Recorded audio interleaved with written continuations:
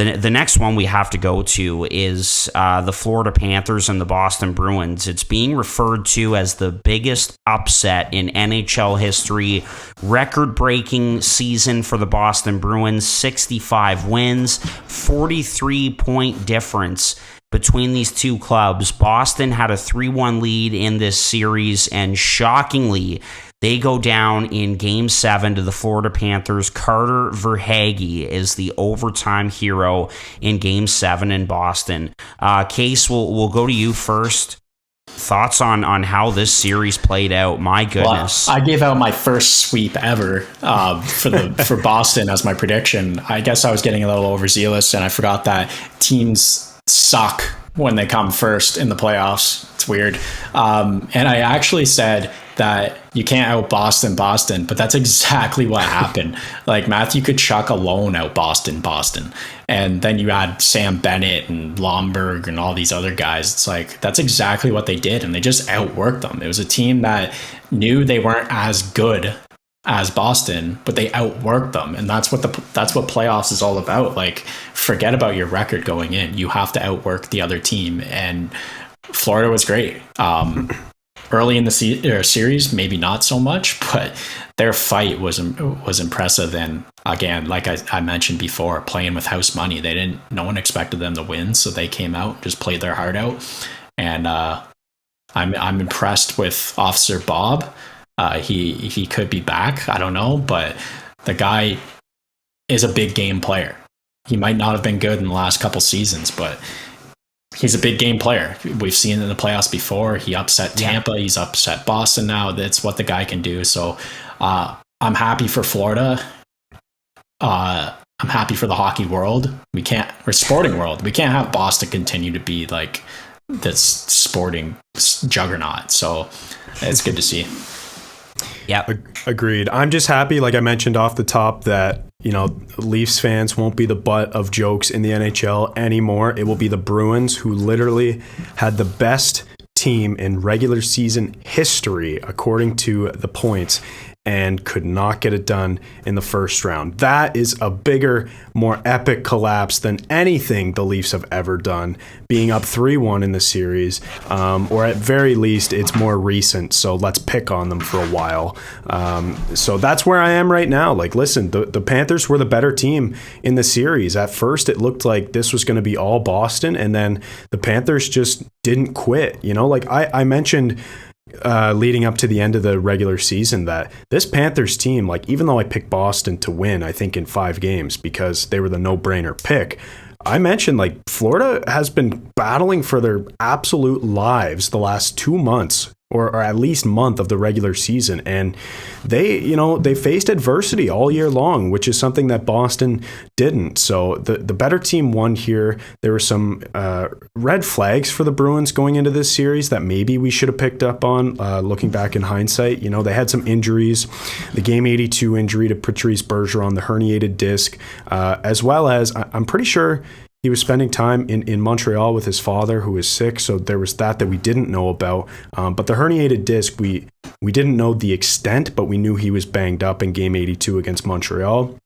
Krejci just looked tired and slow, and because he's played a lot of games too. This is his first year back in the NHL, and then the goaltending was, again, looking back in hindsight, maybe a red flag, because both of those guys were so good all year long, but it was a tandem. They almost split the games equally. There wasn't one guy down the stretch who played every game. And, Bruins fans are looking at this and saying, putting in Swayman in Game 7 after Ullmark had 2 very tough games, like, it was too late at that point, and the change should have happened earlier. A lot of other Bruins fans are saying, we should have treated this series like a tandem, because that's what they did all year, and just played one guy, then the other, or 2 games here, 2 games there, because we had never seen either of those guys play a full season, let alone 7 games in a 2-week stretch, where everything is just heightened. The emotion, the intensity, the skill level, everything is heightened. So looking back on it, as we do, hindsight is 2020. There were a few red flags. We all picked the Bruins, and that didn't happen. And I am pumped, despite the fact that I wanted the Leafs to play the Bruins. I wanted them to exercise all their demons in the second round. I guess we'll have to settle for another Florida team, and that's okay. Yeah, absolutely.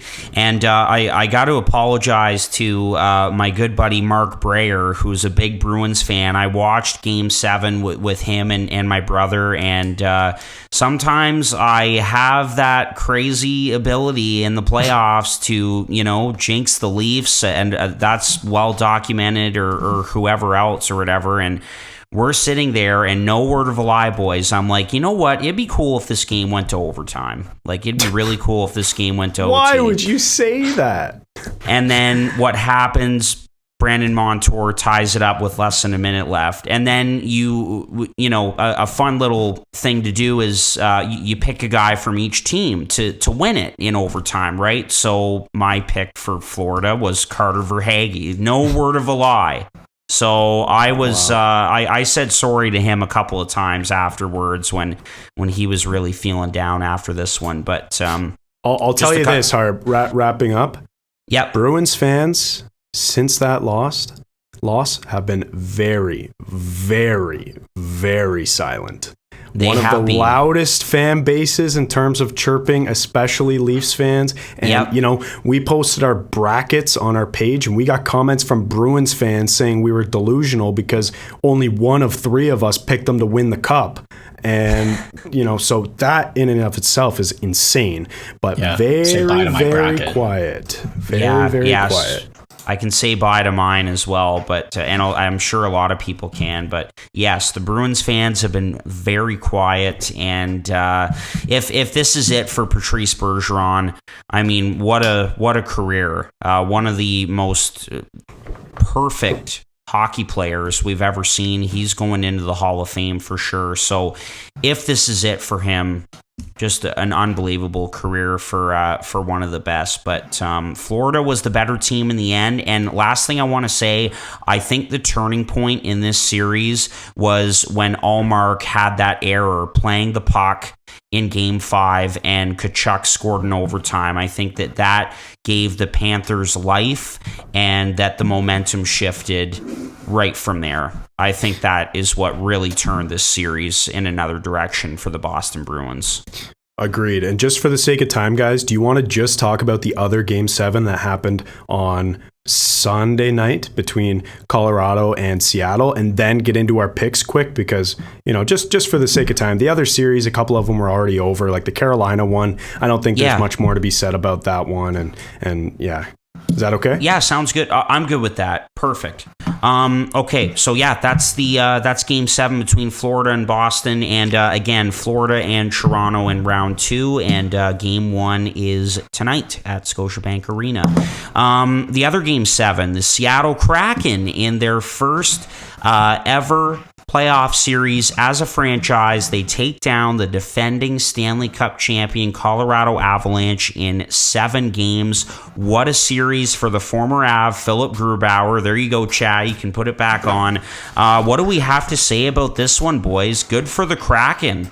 Good for them. I've never been a supporter of theirs. You guys are well aware of that. And I'm shocked that this series played out the way it did in that they won. I did say that they were going to put up quite the battle, but I think that Colorado gave them way too much of a leash.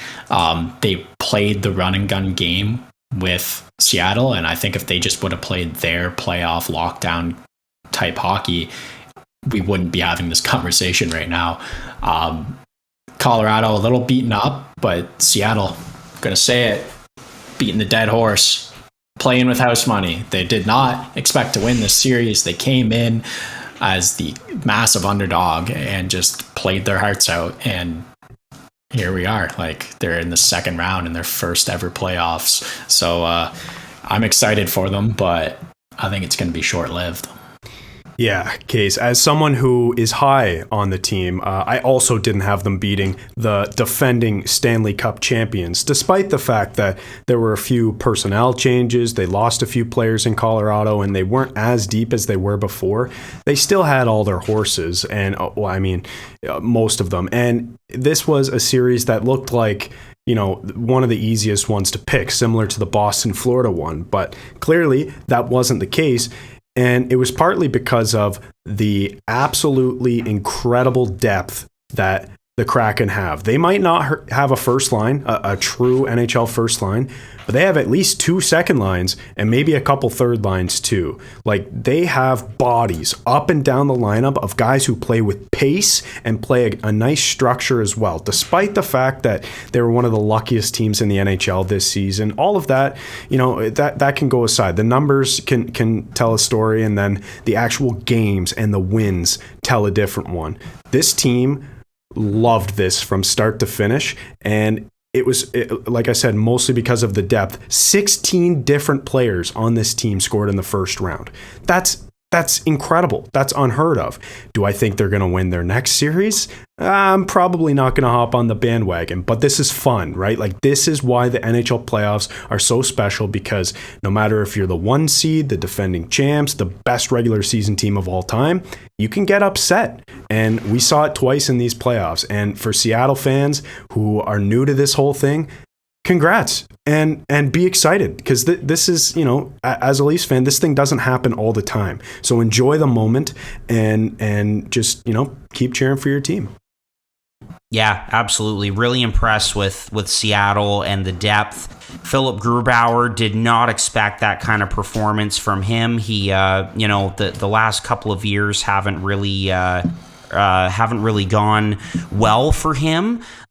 So really cool to see him step up the way that he did against this former team. And Colorado just kind of looked out of sorts. I mean, they're guys, they're big horses, the McKinnons, the Makars.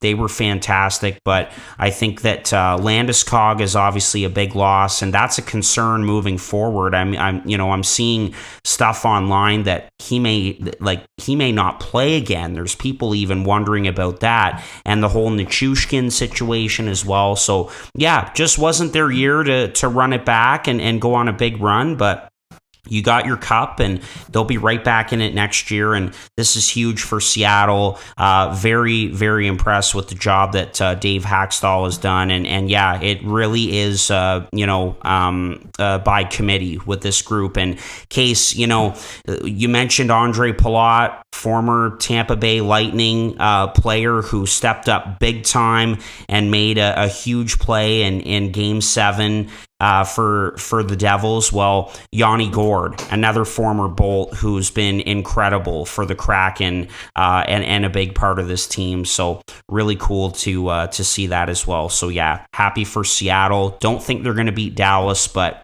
they enjoyed this one for sure.